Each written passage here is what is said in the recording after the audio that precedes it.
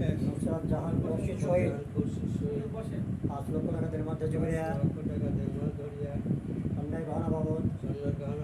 5 লক্ষ টাকা নগদ পরিশোধ বুঝিয়া পাইয়া সাক্ষীগণের সম্মুখে আমার কলেজিতে আপনার সহিত আর এই জায়গায় একজন বসতে বলছে আসেন বাবলু একটু দিলি হইলো আসেন আরেক জায়গায় একটু বসে আসেন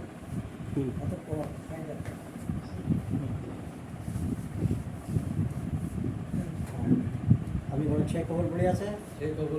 আপনি এই সত্যি রাজ থেকে আল্লাহর ওয়াস্তে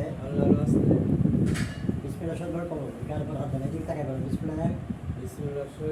বলুন বিসমিল্লাহ আলহামদুলিল্লাহ আমি কবুল করলাম